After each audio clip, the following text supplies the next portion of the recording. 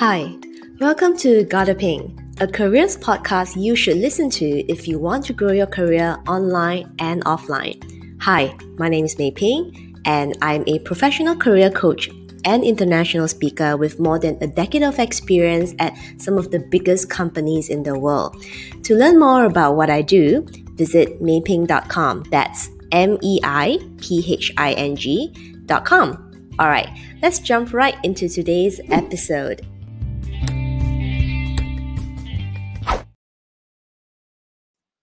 Hello, everyone, and welcome back to another episode of my Gotta Ping podcast, a careers podcast that you should listen to if you are serious about growing your corporate career. So, welcome to another episode. And today I actually want to talk about one of the highly requested topics, which is really around writing a good resume. So recently I've been having a lot of conversations with my clients as well as my community on LinkedIn.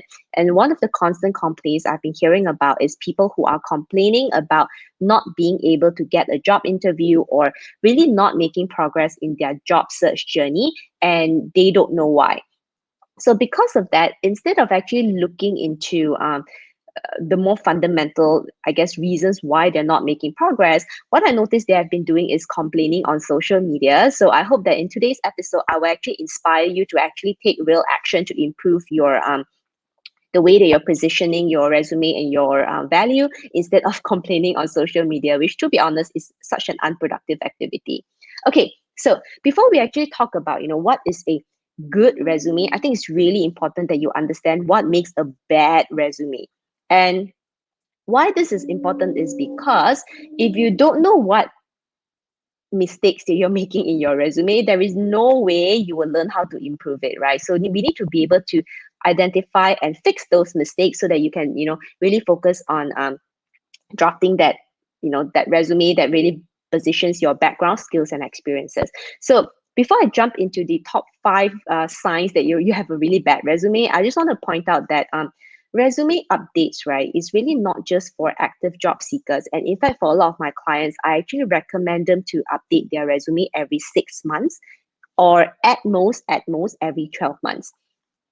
And this is actually a really important point is because when you are updating your resume, you actually go through this thought process of really thinking about the value that you bring to the company or to the industry and how you can continue to grow at your current company. So I think one of the challenges when people start finding for a job is that they suddenly feel so lost and stuck on what their actual value is. And this problem actually happens is because they've never really sat down to think about how they can make an impact and how they can actually bring value, maybe to not just to their existing job, but I guess their future role as well. So like I said, a resume update can be a very powerful tool, even though you may be pretty happy with where you are right now. But if you're updating your resume on an ongoing basis, it could also be something that you use when you're doing networking, which then could bring in future opportunities also. Okay, so with that, we'll actually go into the top 5 reasons why you have a bad resume and basically how to identify if you have a very bad resume.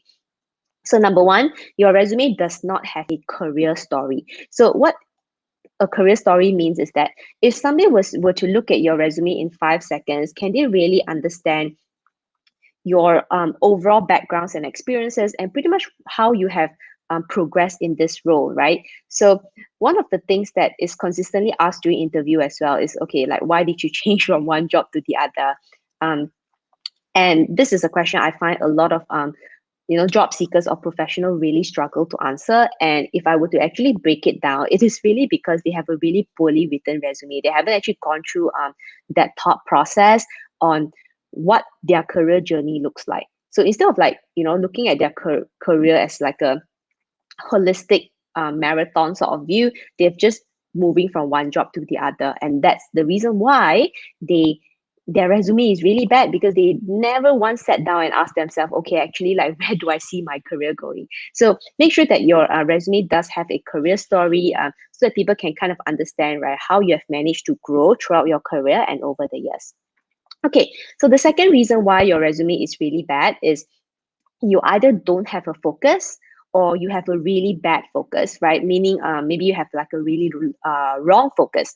So what I mean is that no focus means, right, your resume is just a long list of like your day-to-day activities, which is basically a dump of all your roles and responsibilities. So such resumes, to be honest, doesn't tell me much about, what your contribution is. It's just like a laundry list of stuff that you have listed down, which is really not the most helpful thing. Or secondly, maybe your resume has a wrong focus.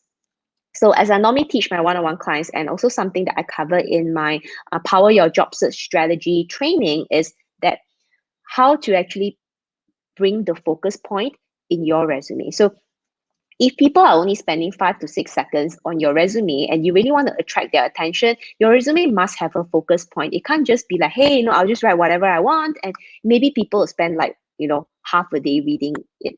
Yeah, actually, it doesn't happen.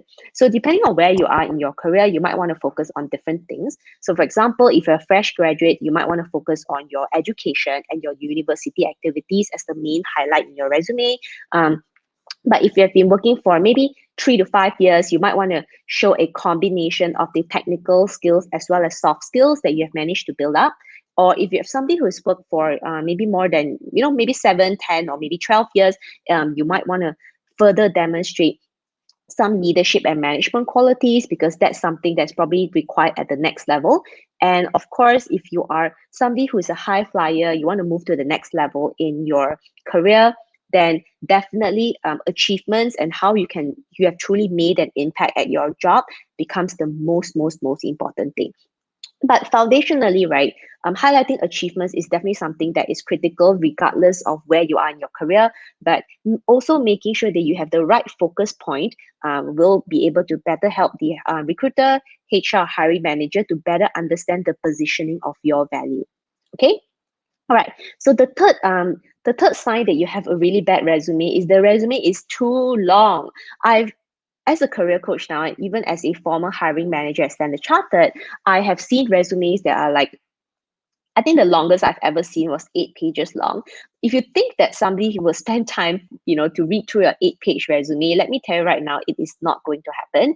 And the reason why you have a very long resume, again, is back to the second point I talked about, which is your resume does not have a focus. And because you don't know how to have a focus in your resume, you just put in everything, which is like a laundry list, and that's how your resume becomes really, really long. So it's just pretty much a byproduct of not having that kind of focus that you need in your resume. So normally people ask me, okay, it's like, how long is a good resume? So I think it depends on where you are in your career. Again, generally speaking, between 1 to 3 pages, it's ideal. But I say that the less number of years that you have in terms of like working experience, probably 1 to 2. If you have more and you have a lot of leadership activities, or you have transitioned across different careers, then maybe 2 to 3 pages might still make sense. And I want you guys to take this point very seriously, because I have clients who have applied for hundreds of jobs but not been able to get any because they have a very long resume with no focus. And after they work with me in a one-on-one session, I help them to make it more concise, make it clear, and better position their career story. And with that, they could easily get interviews. And in fact, recently, one of my clients who have been applying for jobs for more than 8 months, hundreds of applications, not a single interview, but the moment she updated her resume and repositioned herself very clearly, she actually managed to get 4 interview calls in 1 week. And just in 2.5 weeks alone, she already attended 9 interviews and gotten 2 job offers. So what I'm trying to point out here is that it is so important, but most people are actually not taking it seriously. Okay, so let's actually move on. Let's actually move on to the fourth reason why, or fourth sign that you have a bad resume. And number 4 is it is too vague. So your resume is just very high level stuff. Oh, I've checked this document. I have da da da da da. It's like short sentences that are just so high level that when I read it as a hiring manager, I don't really know what you have done. Right. So anything that you have written in which the hiring manager, you don't help the hiring manager better understand the impact of what you have done, then it's too vague. Then it's actually not good enough. So the main tip I want to give you here is that it's don't go too broad. It's much better to go deep. right? So I repeat that, don't go broad, much better to go deep. And lastly, the fifth sign that you have a really poor resume is you are actually using a lot of copy and paste templates. I don't know where you guys are finding these templates, but let me tell you that most of these copy and paste templates that you are getting from online, to be honest, right, actually it's not very, very helpful. And in fact, most of the format are just so confusing to read. So like I said, I always also tell my clients, if a beautiful resume, right, a pretty resume does not make it an effective resume, you need to make sure you understand this point, right?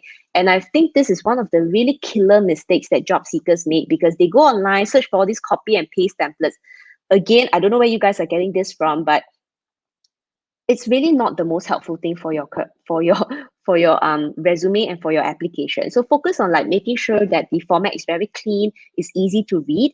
Actually, is much more helpful than just trying to find some fancy template, copy and paste, that is really very confusing and difficult to read. Okay. Okay, so with that, that's basically the 5 signs that you have a really bad resume. And personally, I'm just sharing from my experience as an actual hiring manager at an international bank in a senior business leadership role, as well as nowadays as a career coach. I've seen hundreds and hundreds of resumes, and I think these are really the 5 biggest mistakes that you need to make sure you are not making before you look to improve. Because you can't keep like improving something when foundationally you're already making so many mistakes. Okay. So with that, I hope that you find this episode super duper helpful. And I also hope that I have inspired you to please take a look at your resume and ask yourself, is this really a true reflection of you as a professional? And if you're actively seeking for a job right now, please go and look through your resume before you go around spamming for jobs and not getting replies.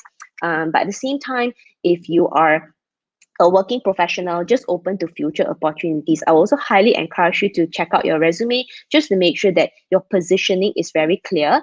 And even when you go to networking events or you update your LinkedIn profile, people can really understand how you can contribute, and that could lead to future career opportunities as well.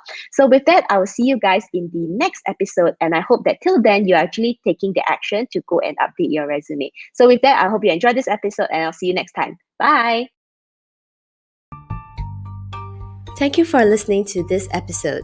For more awesome content like this, remember to like and subscribe. Also, head on over to my website, meiping.com, that's meiping.com, and subscribe to my weekly newsletter for more career growth and personal development tips. You can find the links in the description box below. Once again, you're listening to Gotta Ping, and I'll see you in the next episode. Bye!